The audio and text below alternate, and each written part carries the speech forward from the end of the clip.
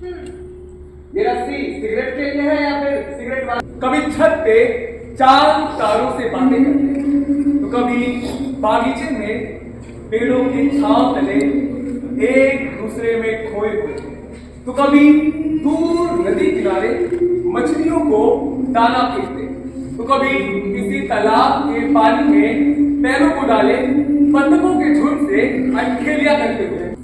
हमने भी इश्क किया था। उस्ताद ने कहा था इश्क जिंदगी का हासिल है। मुझे इश्क था, है और आखिरी सांस तक रहेगा। नहीं डरता था किसी से मैं भी, लेकिन लोगों ने मेरे भी अंदर फिर से देखो साथ में कितने खुश है दोनों, कैसे बातें कर रही है सबसे बेखबर। तुम कितनी अच्छी हो। मैं भी अच्छा हूं। चिड़िया भी ऐसा सोचती होगी। नहीं, अगर ऐसा हम दोनों उन्मुख उड़ते तो कितना अच्छा होता। मैं भी तो तुमसे यही कह रही हूँ, तुम ना बिल्कुल बुद्धू हो। जानते हो मैं और मैं तुम्हारा चांद।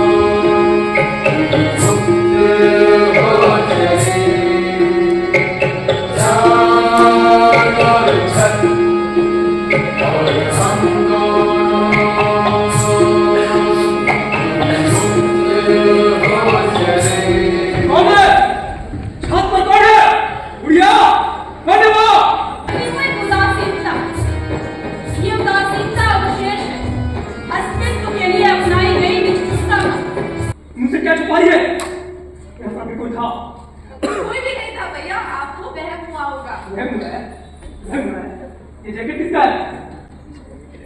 पता नहीं। अभी मत बोल, मुझे सीधे सीधे बता कि यहाँ पर कौन आया था और मैं आखिरी बार पूछता हूँ ये जैकेट किसका है? मुझे नहीं पता भैया कि ये किसका जैकेट है। पापा, पापा देखिए मुझे को। कौन है? कौन है वहां पर? क्यों इतना शोर मचा रहे हो? अंदर जाओ, जाओ।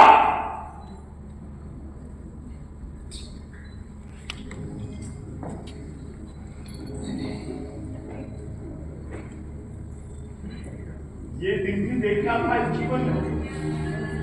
जो लोग मुझसे बात करने से डरते थे, आज उनकी इतनी हिम्मत कि वो लोग हमारे घर में घुस आए, हमारे घर में। और पढ़ाई के बाबा मजाक है कि एक को बुलाता है पानी तो दूसरा मांगता है शराब। इतना व्यापक है ये भावना का रोजगार कि खुद की खुशी के लिए उसको देना पड़ता है। जो आप बेटे ने मिलकर अच्छा खेलना चाहे और देखिए देखिए देखिए कैसे बबला भगत खड़े बैठे हैं। पर कान खोलकर सुन लीजिए, पानी अगर सिर के ऊपर गया तो मैं कुछ भी कर दूंगा, कुछ भी। आज भी मेरे देह में वही ही खून दौड़ रहा है। तुम्हें याद है ना कैसे इलाके के लोग मेरा नाम सुनकर अपने धोती में मूठ दिया करते थे। 3-3 पोल तक कोई भी पहलवान मेरे सामने जंगल में टिक नहीं पाता। मालिक, आप ये क्या कह रहे हो? मुझे कुछ भी समझ में नहीं आ रहा। मेरा बेटा कुश्ती करते हैं। वाह वाह जी वाह, मुझे तो शैतान के होने की महक हो रही। मैं ना बोलूंगा कुछ, समझ जाओ कथित कथा में इतना व्यवधान हमारा नहीं है धर्म।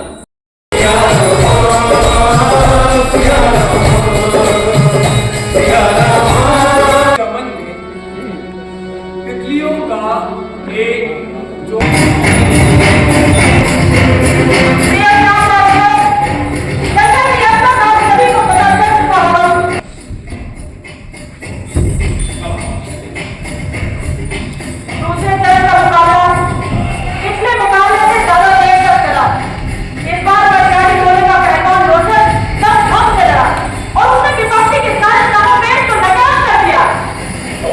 अपने दाव पेच को बेर कर होता दे। तू बाई टोले के पहलवान सूरज। दूसरे चरण में जीतने के बाद रोहित को पहली बार विश्वास हुआ था कि वो भी जीत सकता है। उसी विश्वास के साथ उसने तीसरे चरण में स्टार्ट कर दिया। दोनों पक्षों के शोर से गांव का मैदान गूंज उठा और लोगों की दिलचस्पी जो अब तक ये मानकर चल रहे थे कि सब कुछ एक तरफा सूरज के पक्ष में है, अब खेल में बढ़ने लगी। जो लोग सूरज को अपना मान शुरू में खेल देखने नहीं आए, अब वो अभी लोचन के दूसरे चरण में जीतने की खबर सुन अपना अपना गांव छोड़ कुश्ती का मुकाबला देखने चले आए थे। सबकी नजरें एक एक गांव और एक एक बीच में टिकी थी। ऐसा लग रहा था ये मुकाबला लोचन और सूरज नहीं लग रहा है बल्कि पूरा गांव लग रहा है। इस बार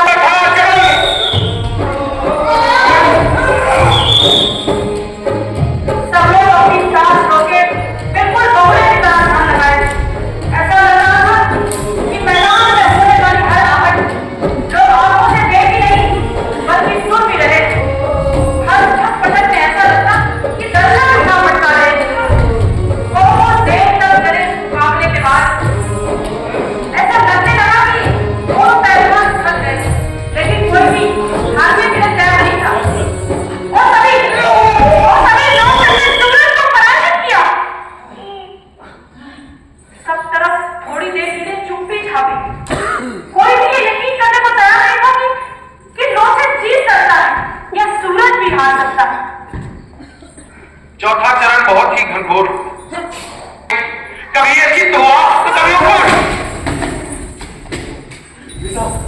जो ताकतवर है उसके लिए कोई नियम नहीं होता।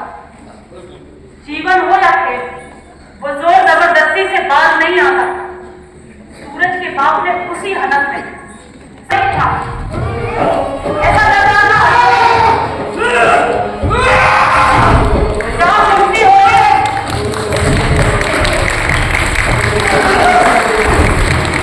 वो घेरे को कौन उससे समझ आना चाहता है। दोनों गुटों के समर्थकों में कई बार झड़प हुई, लेकिन कोई भी शांत होना नहीं चाहता था। सब उसी उत्तेजना में कूद रहे थे। यह एक ऐसा खेल था जिसे कोई भी हारना नहीं चाहता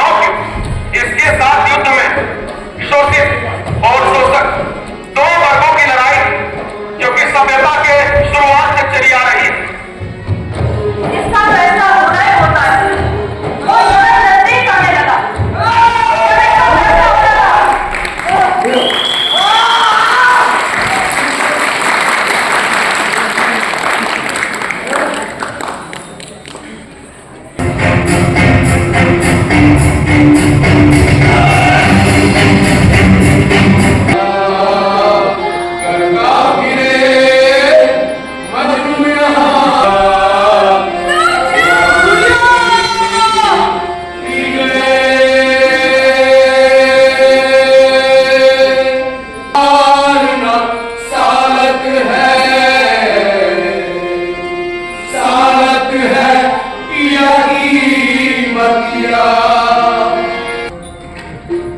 सब अच्छे काम बुरे कामों की आड़ में होते हैं और जीवन दारुण क्षणों में भी परिहार से नहीं चूकता। मां के प्रकोप से बचने के लिए उसने अपनी बेटी के पैरों में कील ठोकने का आदेश दिया।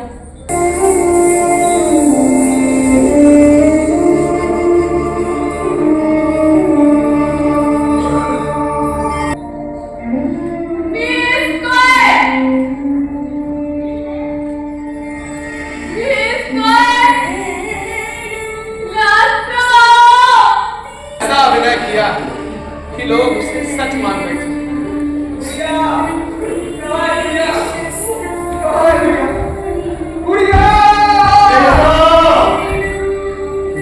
लोचन बदहवासी में भागता है और थोड़ी दूर जाकर पानी में छलांग लगा देता है।